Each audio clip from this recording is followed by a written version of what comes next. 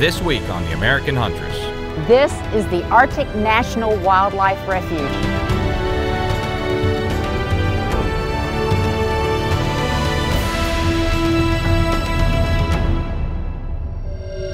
Hornady presents The American Huntress.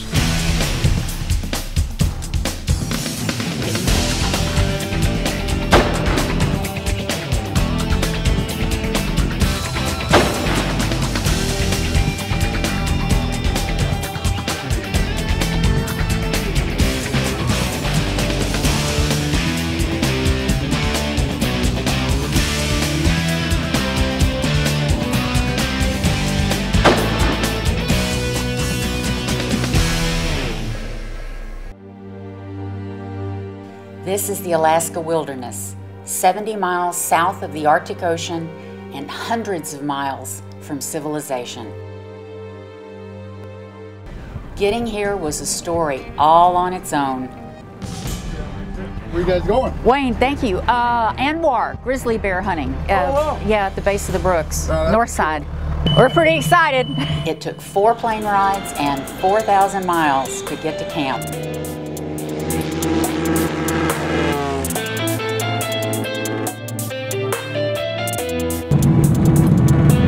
Third plane ride took us into Cabot Camp, where Kim and I spent the night and got ready to head to the Spike Camp the next day. We're here, Cabot Camp. This is a world-renowned camp. You can Google it, Cabot. This is it. This is the 4-star luxury shower. And you know what? There's a heater in there and hot water. And I'm gonna love it because I don't know when I'm gonna get to have one next. After my last shower for who knew how long, Greg, our outfitter, flew us out to the Spike Camp one by one.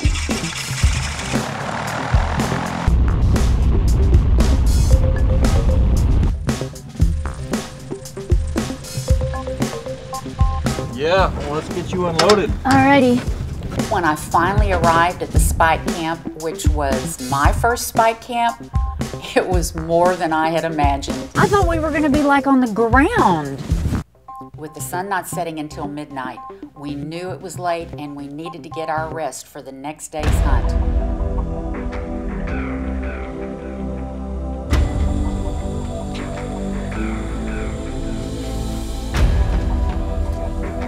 We got up, had some breakfast, and the hunt began.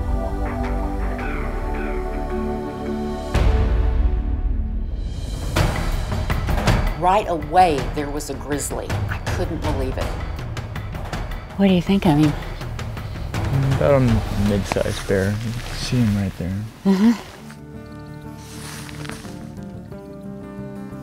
Real pretty coloration. Pretty coat. That's so awesome. It's my first grizzly to ever see.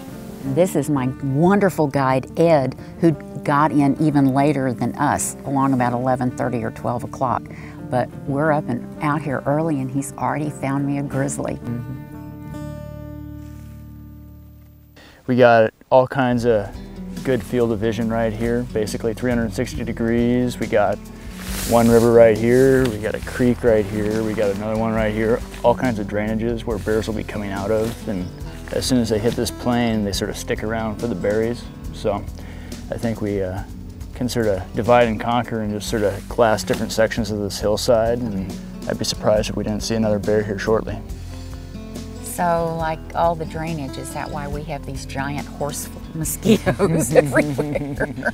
Well, the mosquitoes were the least of our problem. We still needed a generator so we could charge the camera batteries. Okay, good news. Our outfitter, Greg the Magnificent, is bailing us out. We have to have a generator to charge our batteries for the cameras, and here he comes. You're supposed to shoot him. Yeah, well, you know, I told you. I know. It's the girl thing. Besides, the very first bear, he was pretty. Nice. It was right here, huh? Yeah. Right in camp? Oh, give it a couple hours. A bigger one will come by. I gotta tell you, this is the way to have a Spike Camp. I mean, your outfitter comes in and brings you stuff when you need it. And we're out here in this gorgeous place. It's not raining. Yeah, we got mosquitoes, but There's no place I'd rather be right now than right here. The American Huntress is brought to you by Hornady. Accurate, deadly, dependable. Krieghoff International. Verkunen, Waffen. Zeiss. We make it visible. Houston Safari Club. Get in the hunt. Diamond Blade. Performance forged in steel. Briley Manufacturing. A legacy of shooting innovation. Ravenwear. Special garments for outdoor enthusiasts. Luminox. Essential gear for every outdoorsman and sports enthusiast. And Ruger. Arms maker for responsible citizens. This segment is brought to you by Hornady. Accurate, deadly, dependable. There's a really good reason why our guide has brought us to this area. Not only are the caribou cruising, but we have berries. We have blueberries, and then there's a wonderful red berry that's like a juniper. These are blueberries. They are fabulous, and these bears are coming in, and if they can't catch up with that one of those caribou, they're gonna be eating these. I gotta tell you, are really good. The berries are one of the reasons the wildlife is so abundant in this area. Just as I was finishing my snack, we spotted a large group of caribou coming right out of the river. Look, come see that.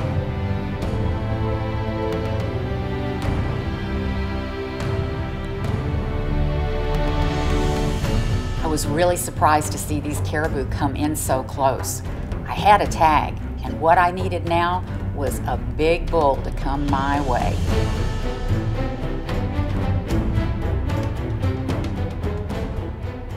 Instead, I had this calf come within 20 feet of me. It was amazing.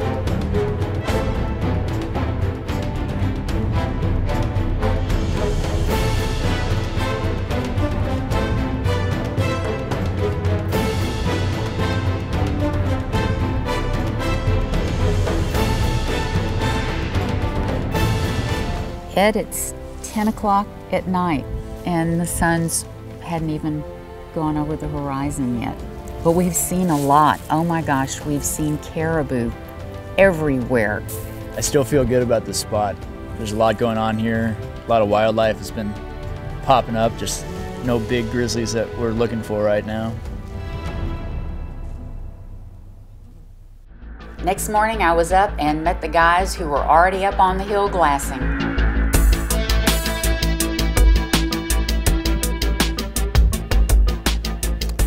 You know, we're out here glassing for bear. It's day 2.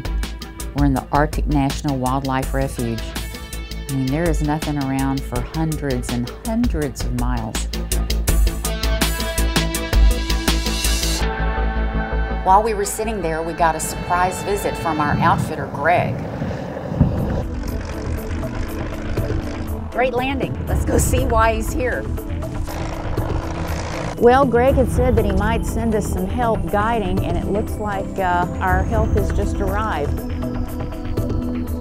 Hey, I'm Linda. Randy is an experienced, hardcore bear hunter, and I knew he was going to be an asset to the team. Looking for a trophy grizzly. It's tough hunting, you know, you got to really look for them, so you don't have to really get a huge giant bear, which they're not going to be giants. They have to really work for a living to get food. Right before you guys landed, Kim and I just spotted a bear. Literally, it was a 5-second showing. He was there and then he wasn't. Timing. Timing is everything. 2 minutes could mean the difference between getting a bear and not getting the bear. So once you start after the bear, you really got to get there as quick as you can to get in position.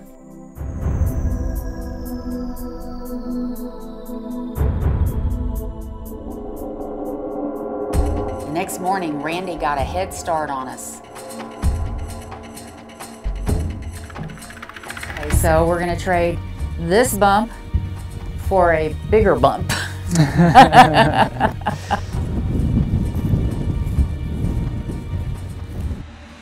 Randy was already glassing the area, so we made it up to where he was to get the report.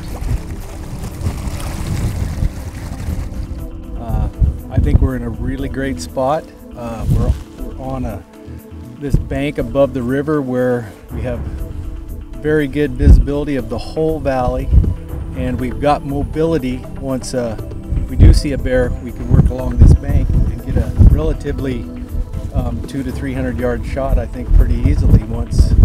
Now it's kind of a waiting game. Hunting these bears up here is really a glassing game. It can only be 2 minutes a bear might be out in a certain clearing. If you weren't looking there at that time, you would never know there's a bear there. And we're looking as far as 3-4 miles away, and it's a real tough deal.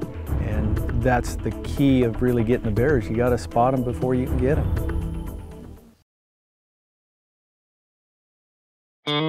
This segment is brought to you by Houston Safari Club. Get in the hunt.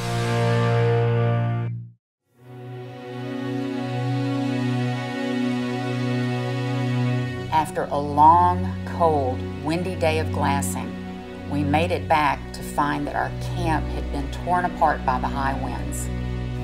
Well, thankfully, after we got off the mountain and came across the tundra, it's warmed up probably 30 degrees, and thank God there's very little wind, because in that kind of wind, we'd have never gotten this thing back up.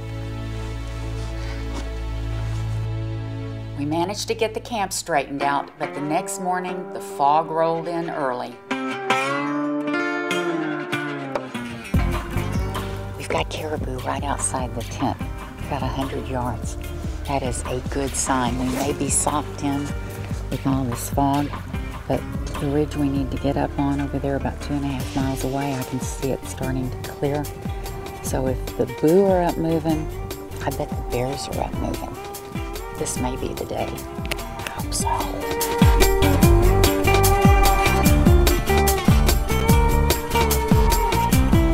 Okay, yesterday I wasn't as prepared. Now I've got everything but the kitchen sink on my back. I'm determined not to get cold. The tundra out here is very hard to walk in.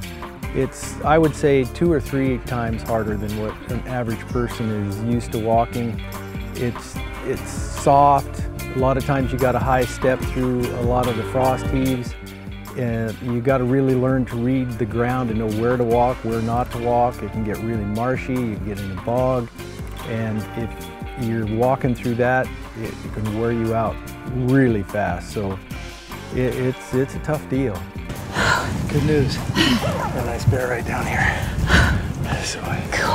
Everything looks good. The wind's a little bad right here. He's right at the edge of that hill. He's right at the edge of the creek, digging in the side. He's been there the whole time. Good. So we need to get up here, get some elevation, see where he moves to, and get this wind better. Okay. So we need to move pretty quick. Okay. The fog was starting to lift, but between the cold wind and the tundra, we still had a really hard hunt ahead of us.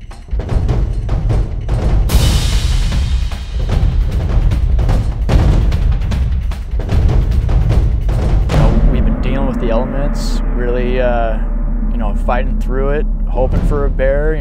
We're seeing our time run out, and then there we were. We just got to that spot a few minutes before. We weren't totally set up. Most people were glassing out, miles out, like we had been most of the trip, and then all of a sudden this bear comes out of the trees 50 yards from us.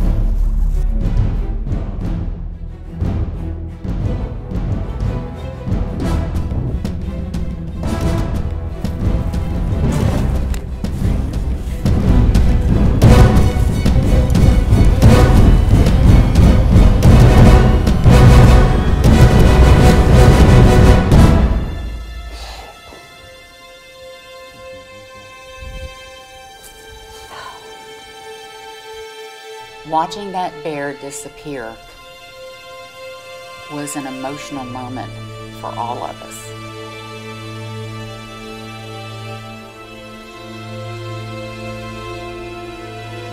I know there's a bear in my future. I thought it was that one. Don't go away to see if we either get back up on him or find another one.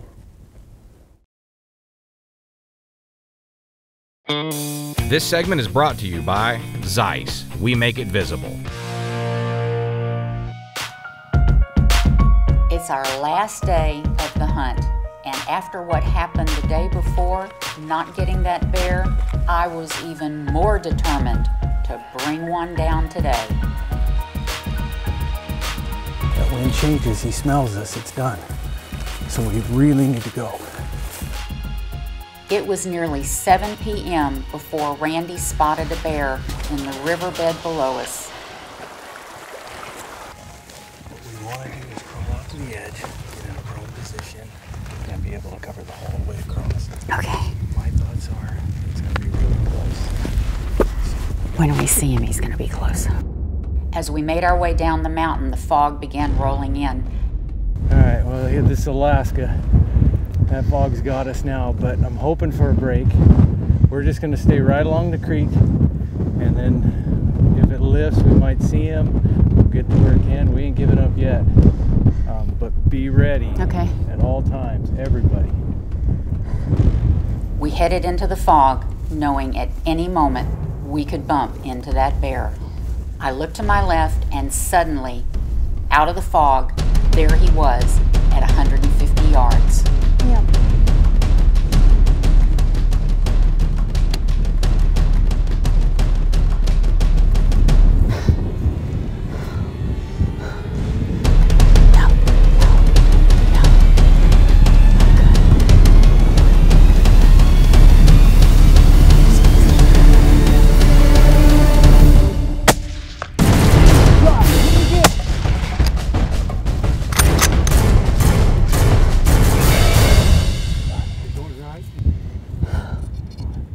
Grizzly bear, Alaska National Wildlife Refuge. Didn't think it was gonna happen, but we don't know if he's down yet. Solid hit, but these are big bears. Oh my God. I needed to get another shot in that bear, and I nearly panicked when the shooting sticks weren't tall enough. But fortunately, Randy's a quick thinker.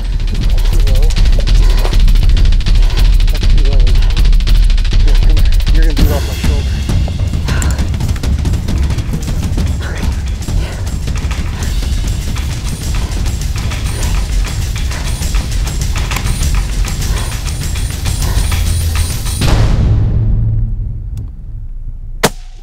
Oh, yes! You can shoot, woman!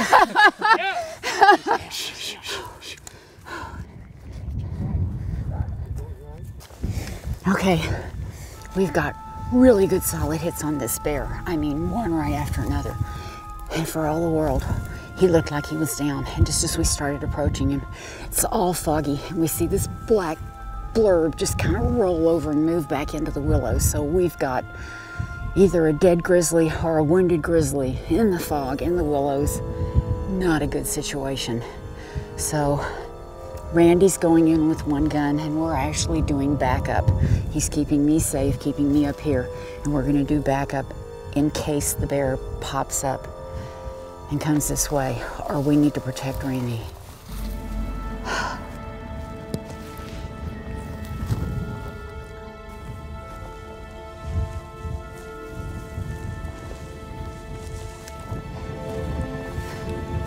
Did you find him?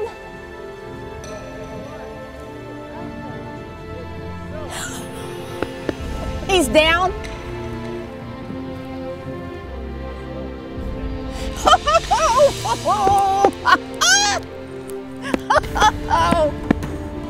Thank you, Lord. Way to go, dear. Oh, Alaskan grizzly bear. Oh, look at his head. Look at his head. Oh my gosh. Oh my gosh. Look at those paws. Oh, wow. Look at this bear. Look at these paws, guys. Look at this. Look at those. Well, without Randy and Ed, I couldn't even show you this picture, much less have this bear. They've just been terrific. Wow, look at the head on this animal. He's just huge. Look at this beautiful color. He's black and tan and blonde, even has some red. Oh, I still can't believe it. I mean, the last hour of the last day. Ed, Randy, I'm not kidding you. These guys, they're the team. Move in like you know me, Ed. We've been spending 7 days and 7 nights, practically 24 hours a day together. In the same spike camp. That's just fabulous. Guys, I gotta tell you, you want a wilderness hunt of a lifetime in Alaska, you need to come hunt with Glacier Mountain Outfitters. They will show you the real deal. Thanks for watching this week's episode of The American Huntress. Hi, I'm Linda Donahoe, and this is the president of the Houston Safari Club, Mr. Gene Newman. And we are out at the Shoot for the Troops Clay Shoot, which is a very special event every year to the Houston Safari Club. Gene, tell us a little bit about this event and what else is taking place today. Linda, this is an annual event for the Houston Safari Club. It's called Shoot for the Troops, and the proceeds generated from this event go to our proud wounded warriors. And it's absolutely the best place to meet the best friends in the world. And don't forget Houston Safari Club's Worldwide Hunting and Fishing Expo coming up this January 11th, 12th, and 13th, 2013 at the Woodlands Waterway Marriott. And for more information, you can go to www.houstonsafari.org. Get in the hunt. The American Huntress is brought to you by Hornady. Accurate, deadly, dependable. Krieghoff International. Verkunen, Waffen. Zeiss. We make it visible. Houston Safari Club. Get in the hunt. Diamond Blade. Performance forged in steel. Briley Manufacturing. A legacy of shooting innovation. Ravenwear. Special garments for outdoor enthusiasts. Luminox. Essential gear for every outdoorsman and sports enthusiast. And Ruger. Arms maker for responsible citizens.